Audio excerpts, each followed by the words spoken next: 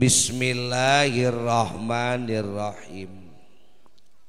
Mangga orang lajeng sambil berjalan baik. Ieu nu di luar mah kajelero eta teh nu hanapeun tangga. Teu kabaritaeun. Aduh. Mangkaning di jero mah beda deui kelasna ge. Eksekutif. Candak we kopi maka lebet sok candak.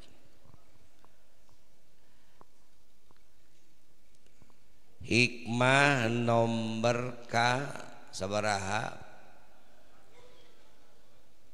100 wae Pak Haji mah. 102 Pak Haji.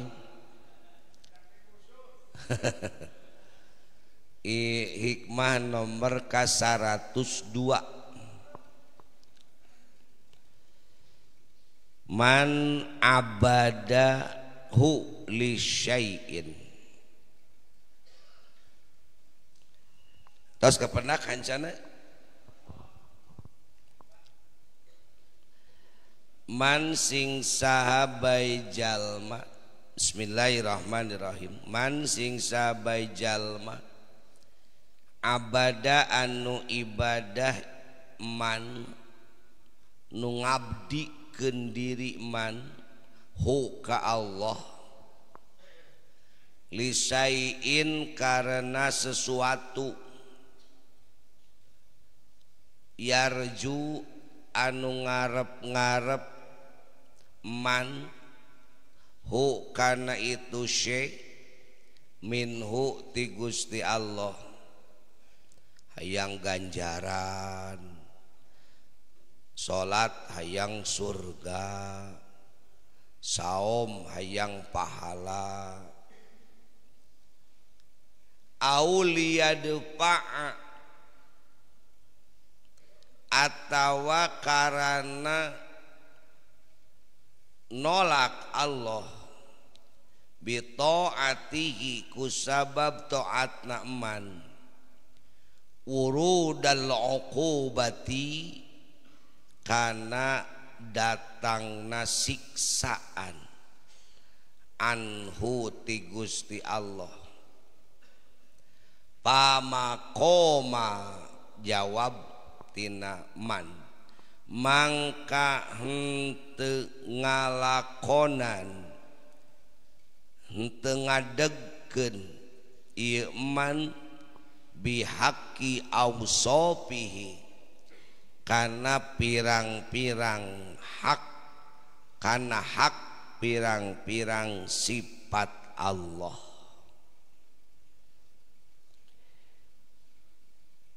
Ayuhas salik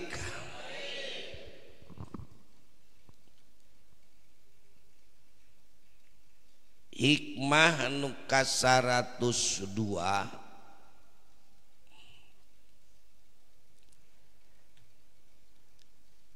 man abadahu lisaiin yarjuhu minhu auliyad pa'a bi ta'atihi wurudal uqubati mi'anhu pamakoma bihaqi awsopihi.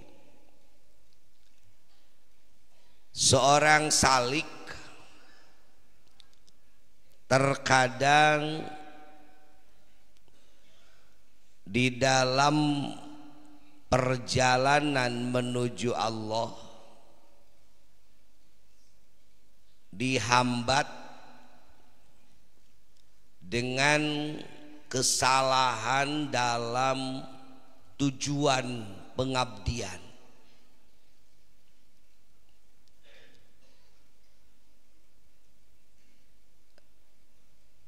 Di mana tujuan pengabdian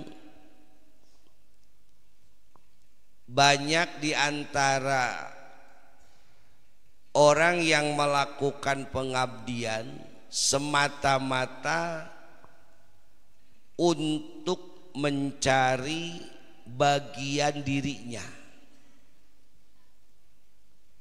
bukan menyadari bahwa pengabdian ini sebagai bukti bahwa kita adalah hamba dan Allah adalah Tuhan. Kalau seorang salik dalam perjalanan kolbunya, dalam perjalanan ruhnya menuju Allah, ada tujuan selain karena Allah, bahkan tujuannya untuk kepentingan dirinya, maka perjalanan salik akan macet di perjalanan dan akan sulit sampai kepada Allah, bahkan bisa jadi tidak sampai kepada Allah.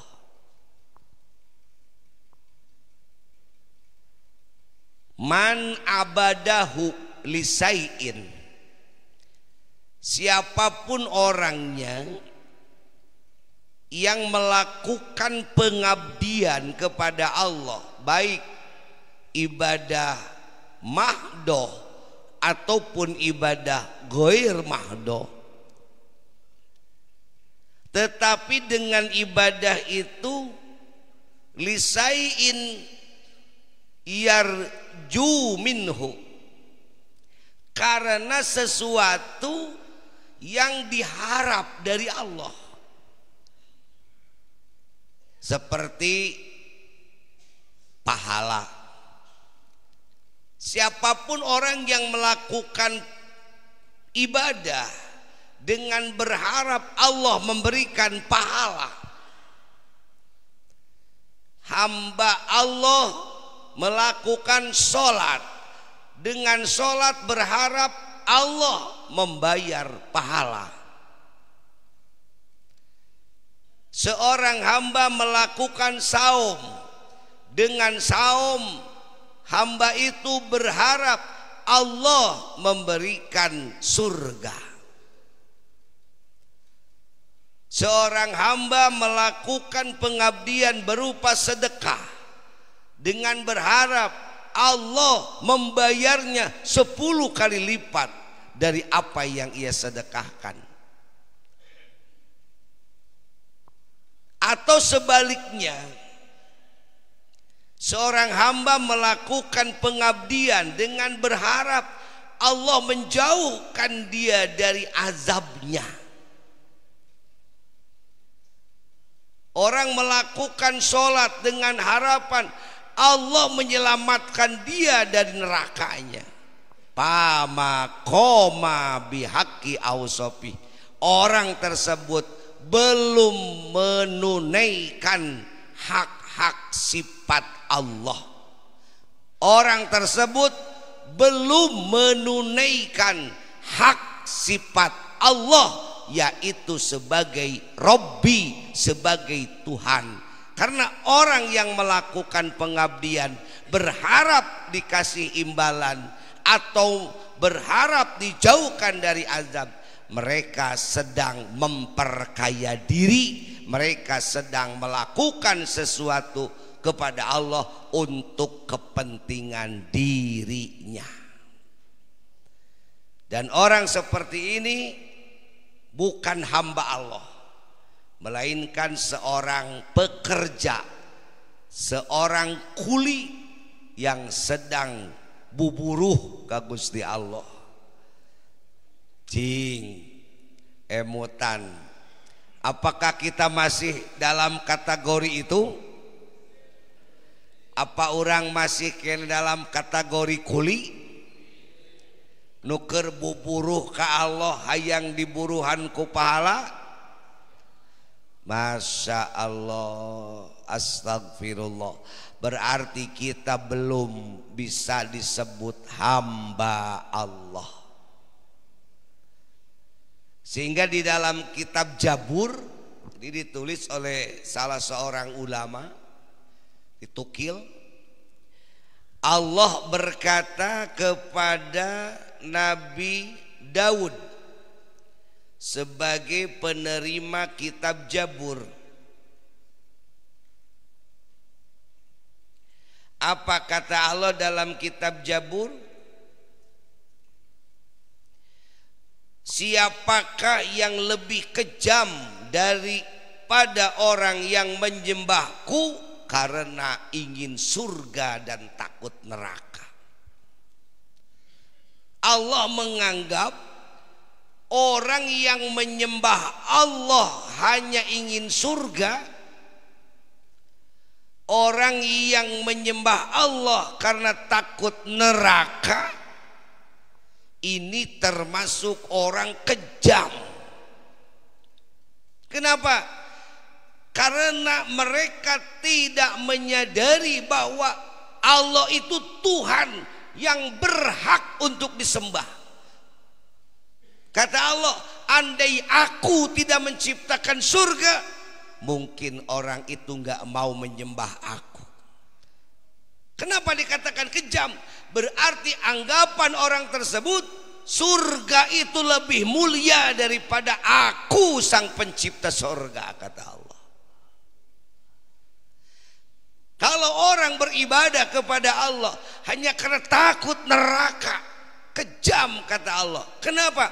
Karena orang itu lebih takut dari makhluk yang kuciptakan daripada aku sang pencipta neraka itu sendiri. Berarti orang disebut kejam ku Allah. Sadar tuh Bapak disebut kejam ku Allah. Muncek bahasa budak ngorama teganian di kau. Aikana pamerekna meni di dama-dama, aikanu merekna dilupakan begitu saja. Aikana pemberianana ditarima, aikanu merekna diabaikan. Ngemi ayam jeung aing, nyeblak jeung aing, ai kawin ka batur. Allah Karim. Andaikan Allah berteriak dan terdengar oleh kita, kita akan merasa malu sekali. Kenapa? Karena yang berperilaku seperti itu adalah kita. Nu berperilaku seperti itu kita. Apa? Kita menerima apa yang Allah berikan, tapi kita melupakan Allah yang memberikan.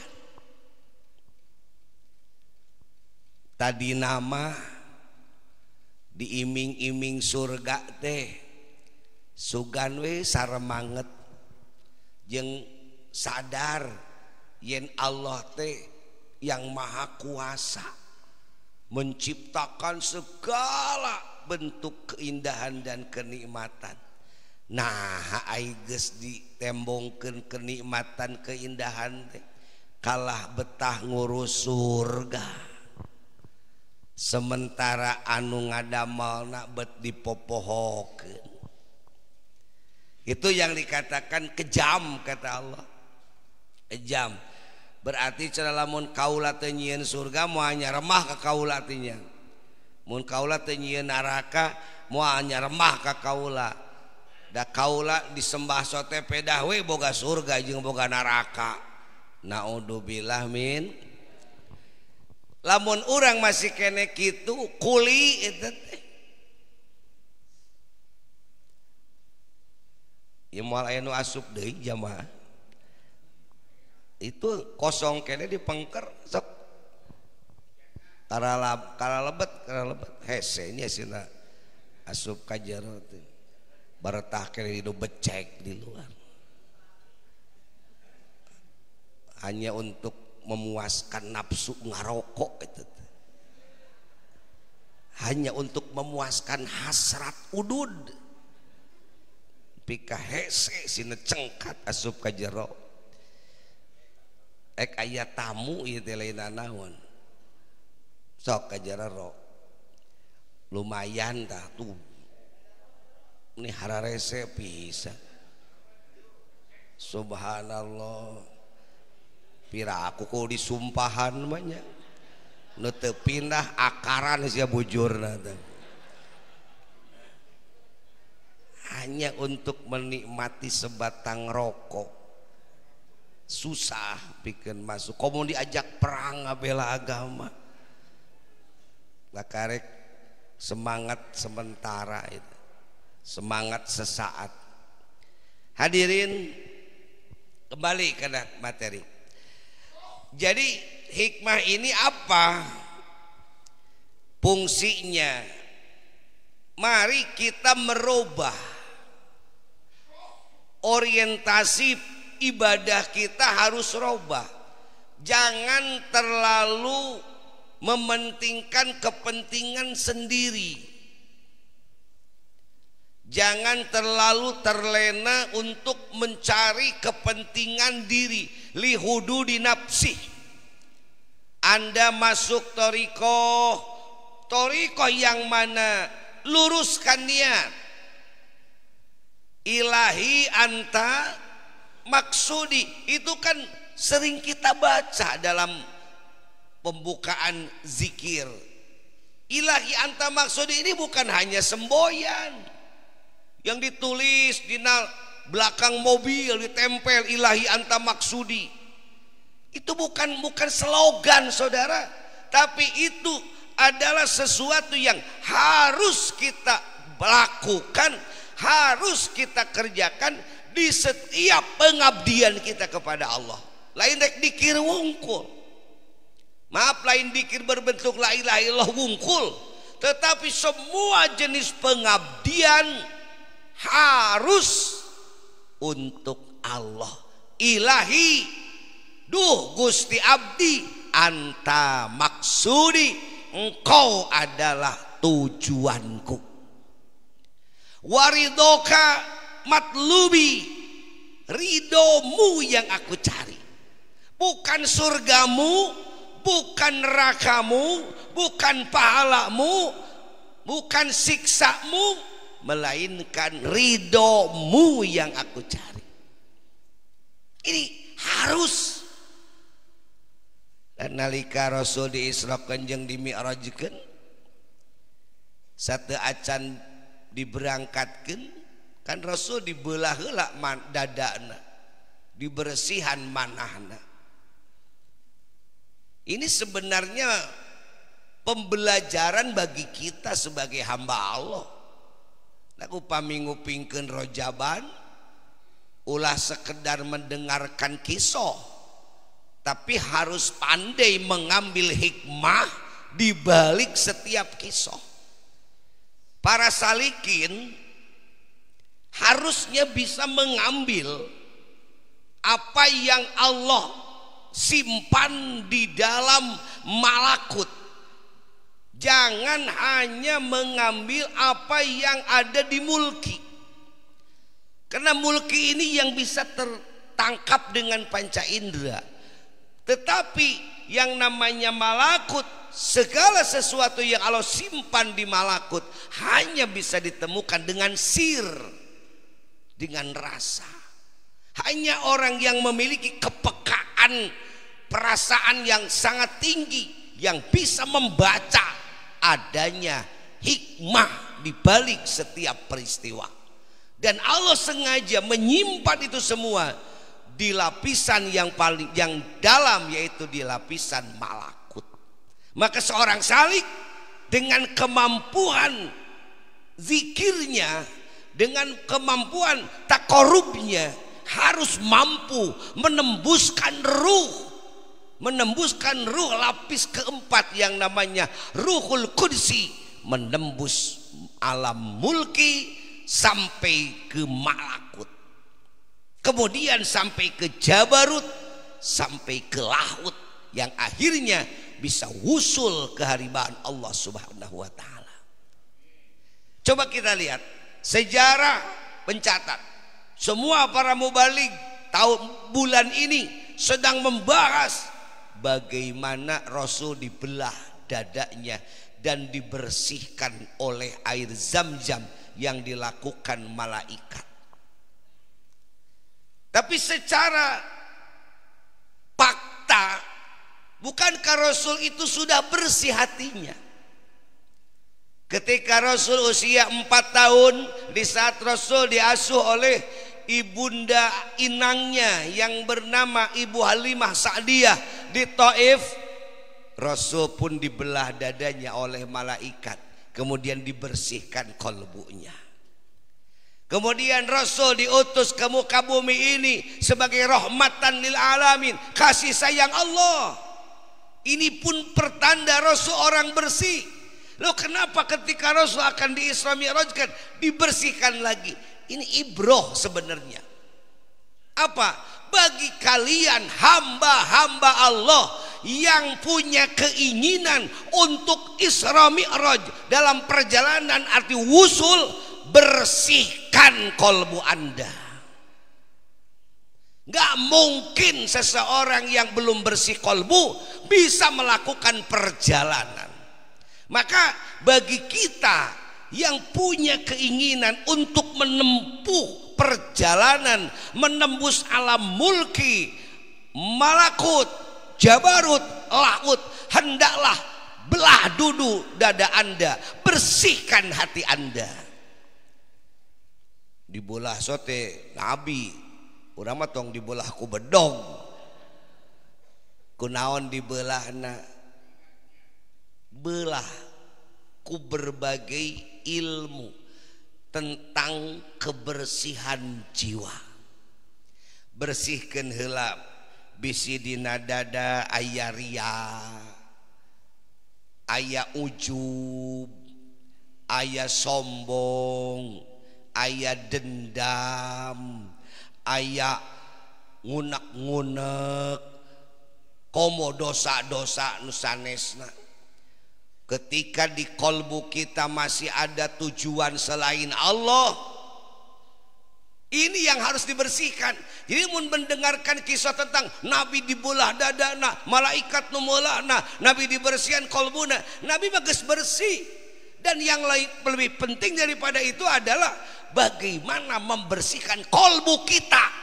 Ke Nabi matos bersih iya, dibersihkan ini ku malaikat. Ai urang rek sahan ngabersihkan kalau kita tidak mendekatkan diri kepada Allah. Maka bersihkan dulu kolbu Anda dalam setiap pengabdian Anda.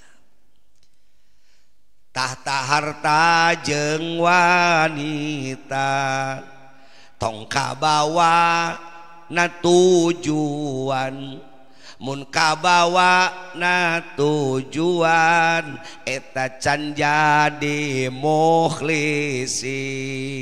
Cor wajengan Malonjaya nungke putrana bekal ka dieu.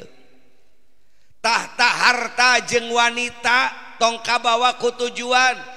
Ibadah tong neangan harta, ibadah tong neangan tahta, ibadah tong neangan wanita, ibadah tong neangan pahala. Mun masih kene kabawa ibadah neangan harta, tahta jeung wanita, maka anjeun can kasebut mukhlisin. Kajian ngaranna mukhlis. Da kudu era ku ngaran. Mudah-mudahan namanya mukhlis jadi doa, orangnya pun ikhlas.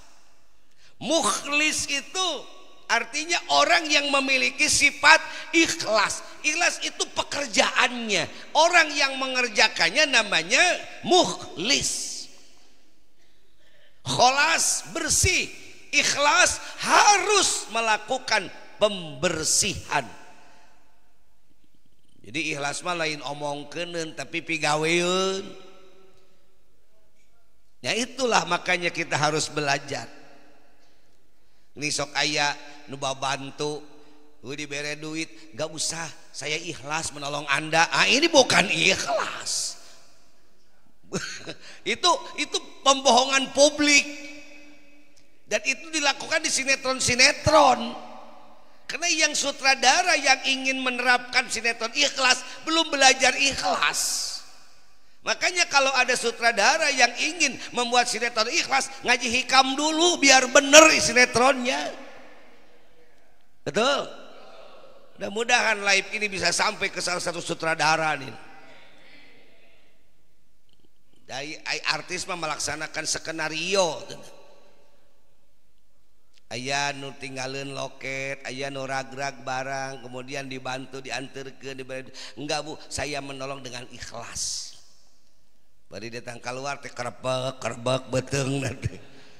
Hanjaka teh ditarima bieu lain ikhlas gitu. Ikhlas itu bukan berarti tidak menerima upah, tapi ikhlas itu dari hati. Ketika kita melakukan sesuatu hanya untuk Allah, ini yang dikatakan ikhlas. Ilahi anta maksud. Kata Ibu Robiah, ban Ibu Robiahnya nyanak emer jeung nyanak obor. Ember nate pinuh ku cai. Ai oborna untab-untaban, ditanya ku jalmi da ngalangkung di kota Baghdad, "Ibu, bari ka mana?" Eta nyanak cai, "Rek nyeos naraka." Ai eta seuneu rek ngaduruk surga. Cek jalma nu liwat, dasar jelema teu eling. Jelema edan cenah buah. Naon kitu? Itu jelema teh poho jasa jelema edan cenah. Nyebutna gerek nyeos naraka cenah ku cai mipareum. Rek ngaduruk surga cenah cek nu awam pasti ngatakan jelema murtad. Oh sababna ngaruksak fasilitas Allah. Anda jangan dulu mengeluarkan kata sumpah serapah, sebut murtadlah, itulah, inilah, tidak. Tapi kenapa? Perdalami dulu ilmunya. Ternyata Ibu Robiah di saat membawa air dalam ember dan ketika ditanya untuk menyiram neraka dan ketika ditanya sedang membawa api untuk membakar sorga, ini untuk meluruskan niat kita. Apa yang dimaksud dengan kata-kata beliau, "Ya Allah, akan kupadamkan neraka." Kenapa? Karena saya takut ibadahku kepadamu hanya karena takut neraka itu. Ya Allah, akan kubakar sorga, akan hangus. Kenapa? Karena aku takut ibadahku kepadamu hanya ingin sorgamu itu. Berikanlah neraka itu kepada orang-orang lain. Tutup bila perlu neraka itu. Berikan surga kepada musuh-musuhmu ya Allah. Biarkan aku beribadah hanya kepadamu, hanya ridhomu yang aku cari, hanya cintamu yang aku rindukan. Inilah pengabdian seorang hamba, sebenar-benarnya hamba yang tidak menginginkan sorga, tidak takut neraka, yang diinginkan ridhomu dan yang ditakutkan benduna ti Gusti Allah. Ibu Robiah tingkat tinggi dalam keimanannya. Orang masih kene ayak kene kahayang dunia mah tuh dah keur buburuh eta mah. Ngiring cenah ditalkin di majelis dikir anu amin naon harapan. Geus lieur cenah ieu. Hutang teu lunas-lunas. Ning cenah batur mah meuni jiga nu terenang cenah. Beureun lalunasna hutangna. Aya nu ngangiming-ngiming, yo gerak kang giring jeung abdi cenah dikir. Abdi ge geus lebet kana dikir mah duh beres sagala ogenan cenah. Milik rezeki babari, sawah kabeuli, motor kabeuli. Tuluy we milu eta mah buburuh dikir hayang meuli motor. Lain keur dikir, keur buburuh eta mah. Keur buburuh. Kuli cek bahasa wajejen mah, kuli. Nuju buburuh. Sim kuring sok sering nyebut kencing anu sok kudu diburuhan kene. Ditah mandi kudu diburuhan, ditah disabun kudu diburuhan, ditah sakola kudu diburuhan. Saha? Budak PAUD. PAUD nu kedah diburuhan wae. Neng iba alim. Iba kayu bang sakola alim. Kayak ke mama pasian acis, arek curing hak kadenge buruh. Sabaraha mama 2.000 alim hayang 5.000. nyayo ibakai pasan cicis 5.000 ku mama asik bunyi bunga semangat dan leburu tapi wajar deh wajar dah budak cing bapak ayeuna geus sarpuh kieu osok ngiming-ngiming buruh ka bojo sina mandi sugan cek Mang Idris teh mama geura ibak alim cenah mama geura ibak alim ke di pasihan acis sabaraha osok kitu Mang Idris tara bojo Mang Idris mah langsung wae mandi ka mana mah mandi harudang tanpa ada yang memberikan upah pun terpanggil sendiri mandi jangan kepentingan diri kenapa harus dibayar nah ini orang ngapa dia gesak kieu kakolotanana ningali jalmi ayeuna geus maaf mah binu ngaji lobana mah menengah ke atas kieu teh usia teh haik aya keneh nu ibadah kitu mun kun nerangkeun kiai sajalmi nu ngalaksanakeun salat sunat qobla subuh 2 rakaat maka itu lebih baik dibandingkan dengan bumi dan seisinya. Wah, apal pahala eta rakaatal fajri khairu min ardi wa ma fiha.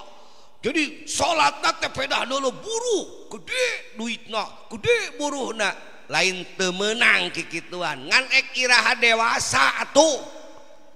Ek iraha kolot ukur kulit ngolotan tapi cara ibadah hate betedaikeun kolot kartos manawi kulit beki kolot buuk beki bodas tapi hate bebudakeun naon-naon teh yang diburuhan we diburuhan sieun we daek salat teh sieun sieun disiksa nangis abdi malah montos nguping neraka teh itu lain jelema makrifat itu masih terhalang abdi malah montos aya kieu nerangkeun neraka teh nangis keter hate teh sieun ku neraka nya lumayan sih ai mata getol ibadah mah tapi orang tersebut belum termasuk kategori orang yang ikhlas can kasebut jelema dewasa dina beramal. Kenapa? Karena melakukan semua pengabdian masih karena lihudu dinafsihi, bukan sadar bahwa Allah sebagai Tuhan yang harus kita sembah, melainkan kita ibadah supaya terlindung dari adab yang Allah turunkan, terlindung dari siksa yang Allah ancamkan. Naudzubillah. Mudah-mudahan ulah sampai kadinya orang mah. Tasumping tamu menawi panitia nunkeun diwartosan ka dieu. Nabi berkata di dalam satu hadisnya, janganlah kau berlaku menjadi seorang hamba yang busuk atau hamba yang jelek, hamba yang tidak baik. Nu kumahari hamba nu tidak baik, hamba di dieu teh nu dimaksud mah sindir sampit. Hamba sahaya, abid lah. Abid nu butut nyaeta abid di mana-mana daek digawe teh mun ka tempo buruh, mun ka tempo buruh daharna ngeunah, duitna gede, kakarek pak pikpak digawe teh. Tah eta teh abid nu butut nu kitu teh. Abid nu butut ilamun digawena teh karena menempok kejona gede, dengeuna alus, buruhna badag, semangat. Ngan lamun ningali dengeuna teka irong jeung terong jeung lodeh hanyiran gawena genan caman cemen dan empo buruhna jeung suguhna goreng tak eta teh hamba nu goreng nu kitu teh abid nu kitu hargana moal mahal mun sing dijual ge abid kitu mah moal laku tinggi nya dulu kan di zaman jahiliyah sok aya nu disebutkeun jual beli hamba sahaya jual beli abid manusia belian zaman penjajahan baheula di antara orang-orang kulit hitam nu jadikeun hamba sahaya Afrika. Nah sok aya abid anu tanagana gede tapi hargana murah. Nu kumaha eta teh? Abid anu welu kitu tah. Jadi gawena teh nenjo naon? Buruh. Lamun gede buruhna, gede gawena, leutik buruhna, leutik gawena. Hargana teh tara pati mahal.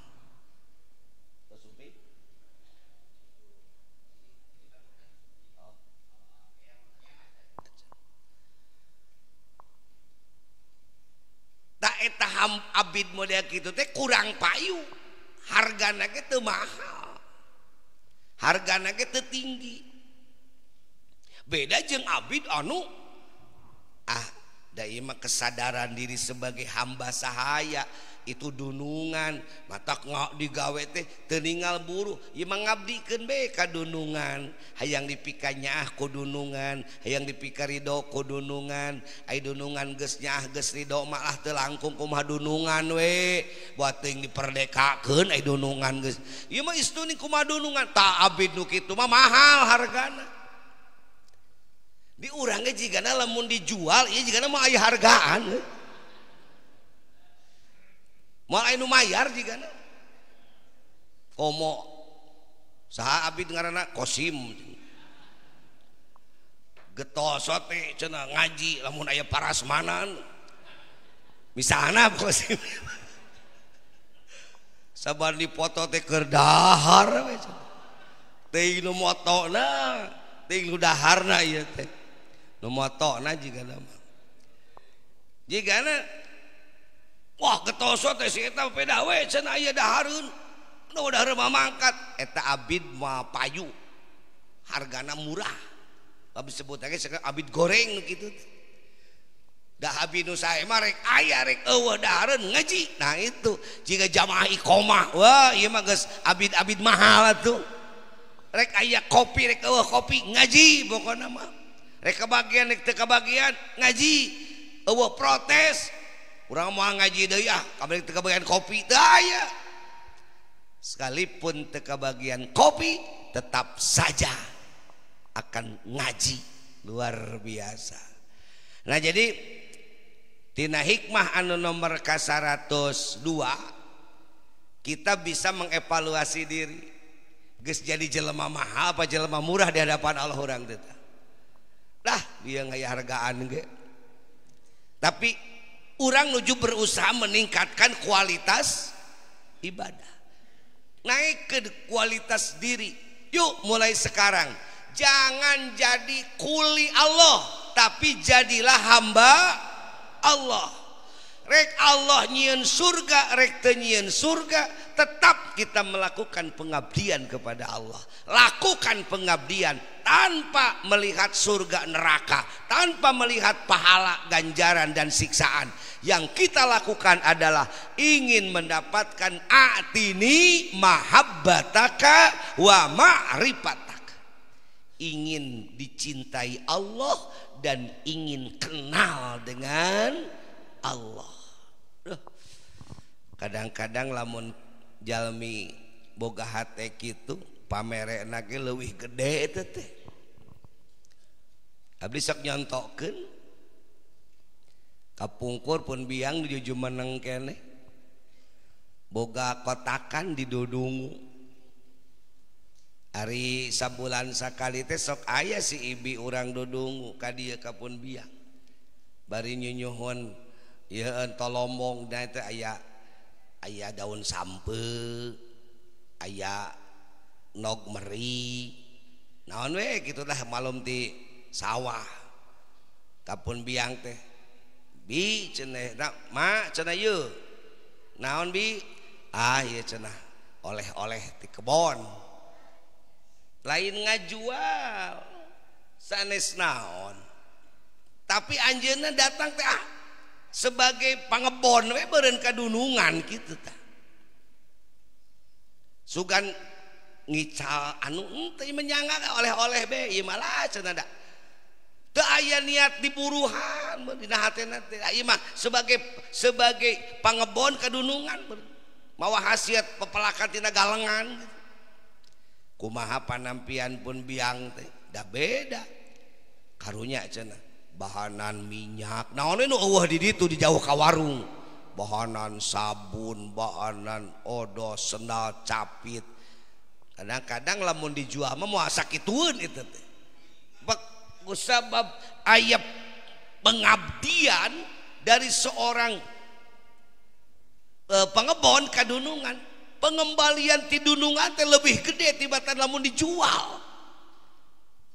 Coba lamun si ibi eta mah ek mese daun sampe meureun daun sampena teh ditingali alus henteu imah peot moal meureun diapkir mah bade meser ieu naon eta nok meuri laleutik da ari nu ngajual mah berhak dipilih cek paribasa tukang dagang mah wantun galeh teu wantun ulah geuleuh. Nah itu resiko ketika kita ingin menjual amal ibadah kita ke Allah.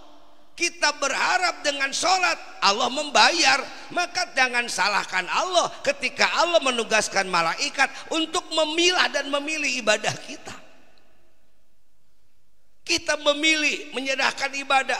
Gusti abita sholat mana ganjaranana, Gusti abita saom mana ganjaranana, Gusti abita dikir mana ganjaranana. Saur Allah malaikat turun, aya naon Gusti, aya hamba kami rek ngajual salat, pilih tempo sortir.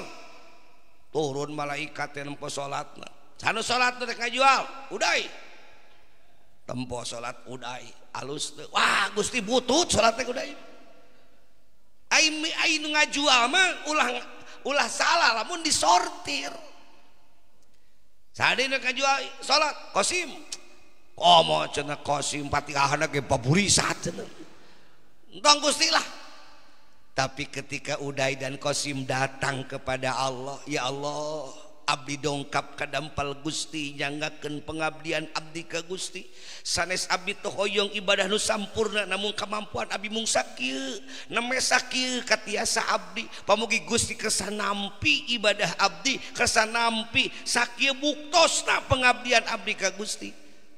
Unggal waktu kitu we jeung kitu datang tanpa pamrih teu milari pahala teu milari surga ieu mah ngabdikeun diri we sebagai hamba ka Gustina sebagai hamba ka Tuhanna mangga